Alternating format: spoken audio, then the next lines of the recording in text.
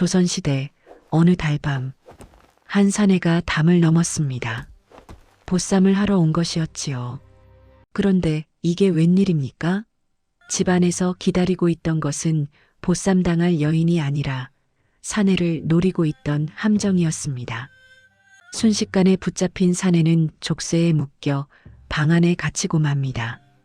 그리고 등불 아래 드러난 주인의 얼굴을 본 순간 사내는 경악을 금치 못했습니다. 도대체 이 집에서 무슨 일이 벌어진 것일까요? 그리고 사내는 과연 이 위기를 벗어날 수 있을까요? 안녕하세요. 월야록입니다. 지금 이 이야기를 어디에서 듣고 계신지 댓글로 한 줄 남겨주세요. 옛날 옛적 조선 중기 숙종 임금이 다스리시던 시절의 이야기입니다. 경기도 북부의 작은 고을은 겉으로는 평온해 보였으나 그 이면에는 말 못할 풍습이 은밀히 이어지고 있었습니다. 바로 보쌈이라는 풍습이었지요. 기근이 들고 전염병이 돌던 그 시절 혼례를 제대로 치르지 못한 집안들이 늘어났습니다. 과부가 된 여인들, 홍기를 놓친 교수들, 그리고 살림이 궁핍하여 혼례를 올리지 못한 이들이 생겨났지요.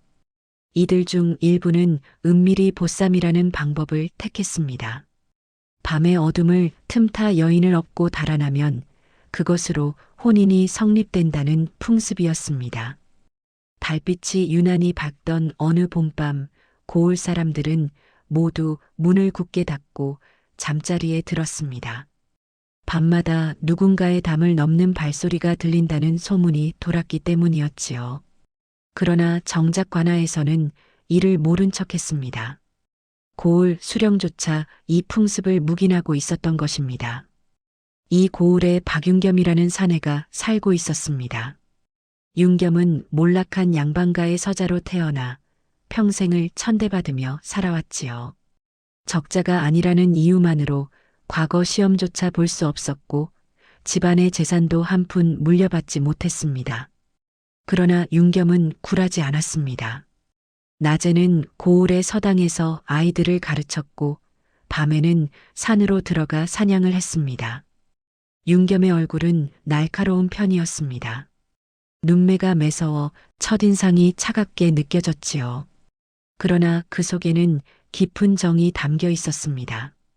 특히 병약한 노모를 향한 효심만큼은 그 누구도 따를 수 없었습니다. 윤겸은 어머니의 약값을 마련하기 위해 밤낮 없이 일했습니다.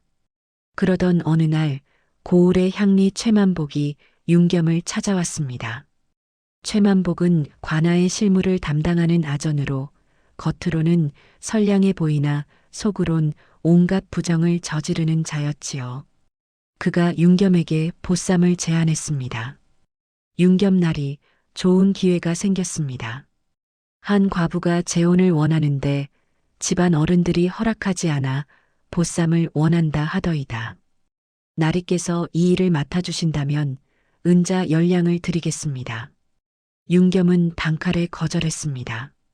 아무리 궁핍해도 남의 집 담을 넘는 일은 할 수 없다고 생각했기 때문이었지요. 그러나 최만복은 물러서지 않았습니다. 나리, 이건 강제가 아니라 합의된 일입니다. 그 여인도 원하고 집안도 모른 척할 것입니다. 그저 형식을 갖추기 위한 일일 뿐이지요. 윤겸은 고개를 저었습니다. 그러나 그날 밤 노모의 기침 소리가 유난히 심했습니다. 약방에서는 더 이상 외상으로 약을 내주지 않겠다고 했지요. 윤겸은 밤새 고민했습니다. 효도와 의리 사이에서 갈등했습니다. 며칠 후 윤겸은 최만복을 다시 찾아갔습니다.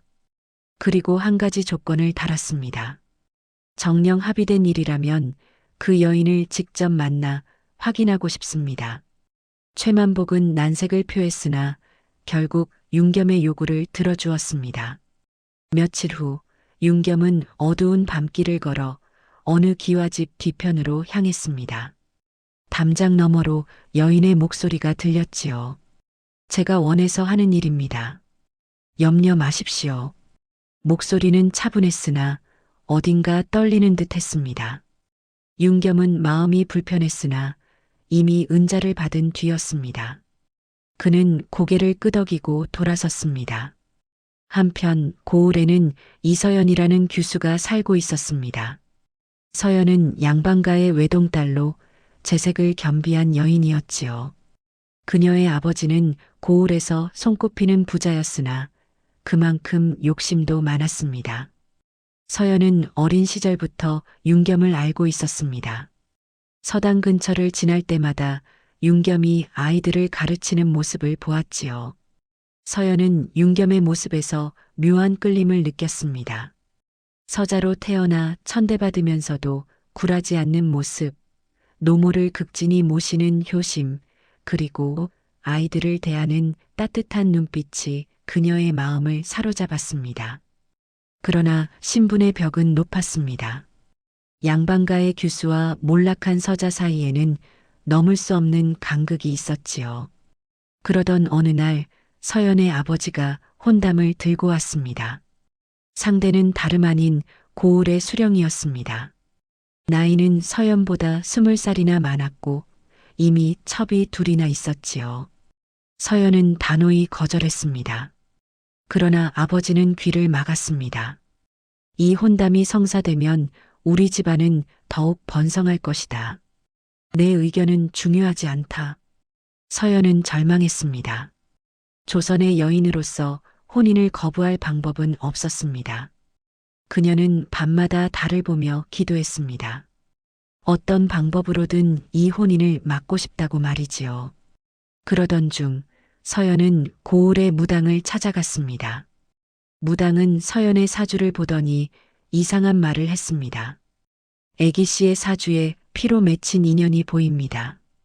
보쌈으로 맺은 인연이 애기 씨의 화를 막을 것입니다. 서연은 처음에는 이를 미신으로 치부했습니다. 그러나 다른 방법이 없었습니다. 그녀는 최만복을 불러 은밀히 제안했습니다. 자신을 보쌈에 갈 사람을 구해달라고 말이지요.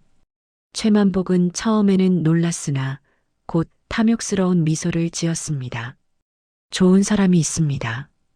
박윤겸이라는 자인데 인물도 괜찮고 성정도 곧습니다. 서연은 그 이름을 듣는 순간 가슴이 뛰었습니다.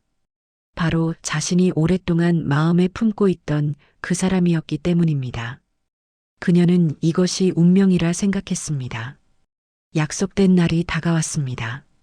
윤겸은 얼굴을 검은 천으로 가리고 밤의 어둠을 틈타 서연의 집 담장을 넘었습니다. 달빛이 유난히 밝아 그림자가 길게 늘어졌지요. 윤겸은 조심스럽게 사랑채를 피해 안채로 향했습니다. 그런데 이상했습니다. 집안이 너무 고요했습니다. 보통 이런 밤이면 개라도 짖을 법한데 아무 소리도 들리지 않았지요. 윤겸은 불길한 예감이 들었으나 이미 늦었습니다. 방문을 여는 순간 뒤에서 여러 손이 뻗쳐나왔습니다. 윤겸은 순식간에 제압당했습니다. 그의 손과 발에는 족쇄가 채워졌고 몸은 방 안으로 끌려 들어갔지요. 윤겸은 자신이 함정에 빠졌음을 깨달았습니다. 이놈을 불 밝은 곳으로 끌고 가거라. 하인들이 윤겸을 대청마루로 끌고 갔습니다. 등불이 환하게 켜진 곳에서 윤겸의 얼굴을 가렸던 천이 벗겨졌습니다.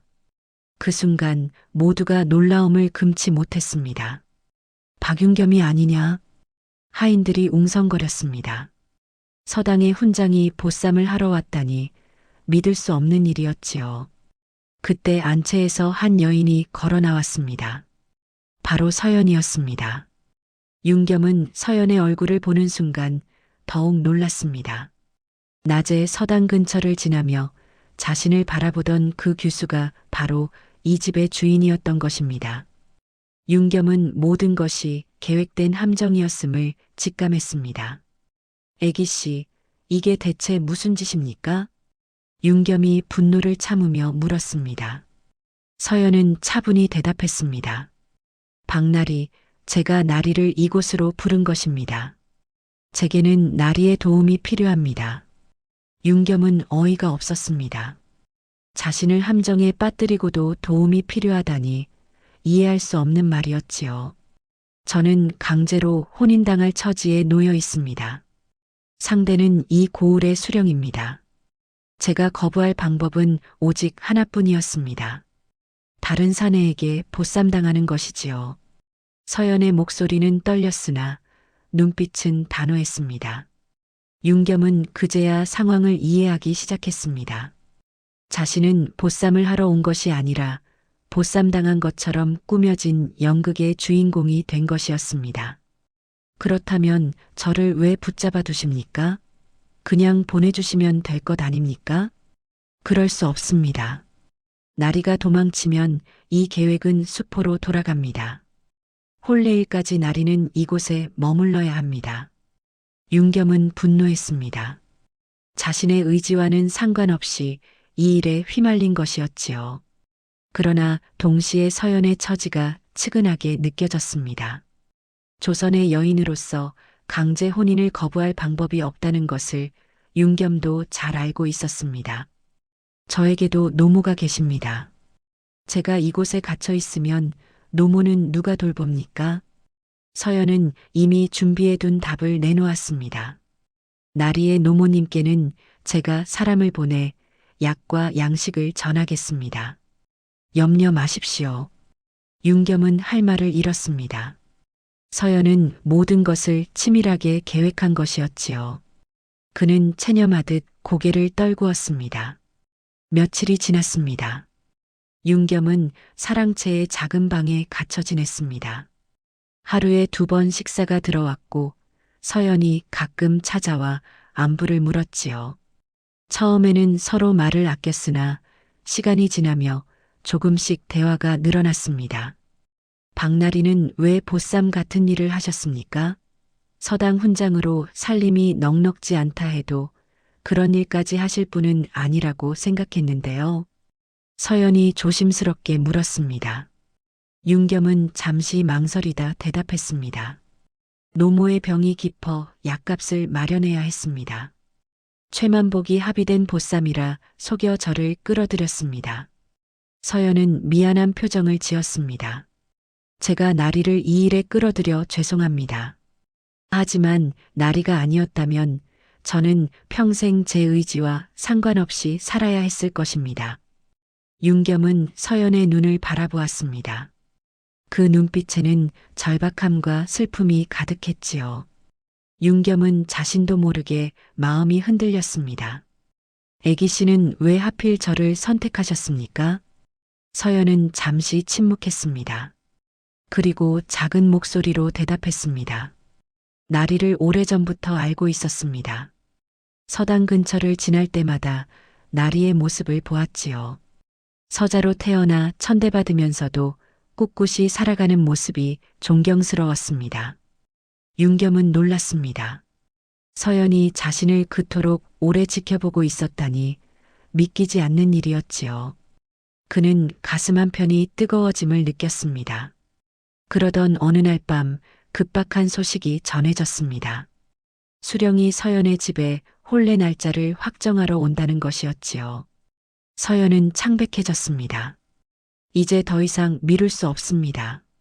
내일이면 모든 것이 끝납니다. 윤겸은 서연의 떨리는 목소리를 듣고 결심했습니다. 자신이 이 일에서 빠져나갈 수도 있었으나 그러지 않기로 한 것입니다. 애기 씨, 제가 도와드리겠습니다. 제 목숨을 걸고라도 애기 씨를 지키겠습니다. 서연은 윤겸의 얼굴을 보며 눈물을 흘렸습니다. 평생 누구에게도 진심 어린 도움을 받아본 적이 없었던 그녀였습니다. 윤겸의 말에 처음으로 희망을 느꼈지요. 다음 날 수령이 서연의 집에 도착했습니다. 그는 혼례 날짜를 사흘 뒤로 정하고 예물을 보내겠다고 했습니다. 서연의 아버지는 기뻐하며 술상을 차렸지요. 그러나 그때 사랑채에서 소란이 일어났습니다. 윤겸이 갇혀 있다는 소문이 퍼진 것입니다. 수령은 노발대발했습니다. 감히 내 혼처에 다른 사내를 숨겨두었단 말이냐? 서연의 아버지는 황급히 변명했습니다. 수령날이 그것은 오해입니다. 그자는 보쌈을 하러 온 도둑이옵니다. 곧 관하로 넘길 예정이었습니다. 수령은 윤겸을 끌어내라 명했습니다. 윤겸이 대청마루로 끌려 나왔을 때 수령은 그의 얼굴을 보고 눈살을 찌푸렸습니다. 내 이놈, 내가 박윤겸이냐? 서당 훈장 노릇을 하던 자가 어찌하여 보쌈 같은 짓을 하였느냐? 윤겸은 당당히 대답했습니다. 저는 보쌈을 하러 온 것이 아니라 이 집 애기 씨를 돕기 위해 왔습니다. 수령은 코웃음을 쳤습니다. 애기 씨를 돕는다? 하찮은 서자 주제에 양반과 규수를 돕는다고? 내 이놈, 내가 무슨 죄를 지었는지 아느냐? 그때 서연이 앞으로 나섰습니다. 수령날이, 이 모든 일은 제가 꾸민 것입니다. 박나리는 아무 죄가 없습니다. 수령은 서연을 노려보았습니다. 내가 감히 나를 거역하는 것이냐? 내 아비가 이 혼담을 승낙했거늘 내가 무슨 권리로 거부하느냐? 서연은 떨리는 목소리로 대답했습니다. 저는 제 인생을 제 손으로 선택하고 싶습니다. 수령나리와의 혼인은 받아들일 수 없습니다. 수령은 격분하여 윤겸을 관하로 끌고 가라 명했습니다. 윤겸은 저항하지 않고 순순히 끌려갔지요. 서연은 그런 윤겸을 바라보며 오열했습니다. 윤겸이 관아에 갇힌 지 이틀째 되던 날 서연은 무당을 다시 찾아갔습니다. 무당은 서연에게 낡은 사주를 하나 건넸습니다. 애기 씨, 이것을 보십시오. 이 사주는 25해 전 이 고을의 전 수령이 억울하게 죽기 전 제게 맡긴 것입니다. 서연은 사주를 펼쳐보았습니다. 거기에는 놀라운 사실이 적혀 있었습니다. 전 수령에게는 서자가 하나 있었는데 그 아이의 이름이 바로 윤겸이었던 것입니다. 전 수령께서는 이 고을의 부정을 밝히려다 현 수령과 한패인 세력에게 독살당하셨습니다. 그 일에 애기 씨의 아버님도 가담하셨지요. 서연은 충격을 받았습니다. 자신의 아버지가 윤겸의 생부를 죽인 장본인 중 하나였다는 사실을 알게 된 것입니다. 그리고 무당이 말했던 피로 맺힌 인연의 의미가 바로 이것이었음을 깨달았습니다. 서연은 곧장 집으로 돌아가 아버지의 서재를 뒤졌습니다. 그곳에서 전 수령의 죽음과 관련된 문서를 찾아냈지요. 그녀는 그 문서를 품에 감추고 관아로 향했습니다. 한편 윤겸은 관아의 옥사에 갇혀 있었습니다. 그는 자신의 처지를 한탄하면서도 서연을 지키지 못한 것을 더 후회했습니다. 그때 서당에서 익힌 글재주를 떠올렸지요.